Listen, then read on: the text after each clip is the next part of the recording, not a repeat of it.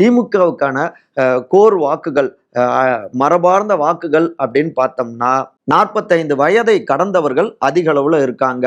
அந்த திராவிட சித்தாந்தம், அந்த கொள்கை தெரிஞ்சவங்க அதிக அளவுல இருக்காங்க. அவங்களுடைய தூண்டுதலின் பேர்லயும் அவங்களுடைய தாக்கத்தினாலும் இளம் வாக்காளர்கள் அவங்க குடும்பத்தை சார்ந்தவங்க திமுகவுக்கு வாக்கு செலுத்தக்கூடியவர்களாகவும் இருக்காங்க.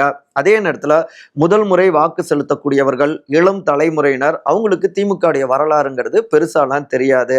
அப்ப அவங்க இந்த 20 ஆண்டுகள்ல சமூகத்தை பார்க்கக்கூடியவங்களாக இருப்பாங்க. ஸோ இந்த புதிய சமூகம் தான் தெரியும். அவர்களை ஹேண்டில் பண்றது ஈஸி. ஸோ அவங்கள நோக்கி உங்களுடைய கவனத்தை செலுத்துங்க. அந்த வாக்குகள் நிச்சயமா ஒர்க் அவுட் ஆகும், நமக்கு வெற்றியையும் கொடுக்கும். அடுத்தடுத்து அந்த வாக்காளர்கள் நமக்கான ஓட் பேங்காகவும் அடுத்தடுத்த தேர்தல்கள்ல மாறுவாங்க, கொள்கையாளர்களாக, நம்ம கொள்கையாளர்களாக அவங்க மாறுவாங்க. ஸோ இப்படி ஒரு நீண்ட கால திட்டத்தோடு உங்களுடைய டிராவலை தொடங்குங்க அப்படின்னு 5 முக்கியமான திட்டங்களையும் வகுத்து கொடுத்திருக்காரு திரு ஜே பி நட்டா அப்படிங்கிறாங்க கமலாலயத்து சீனியர்கள்.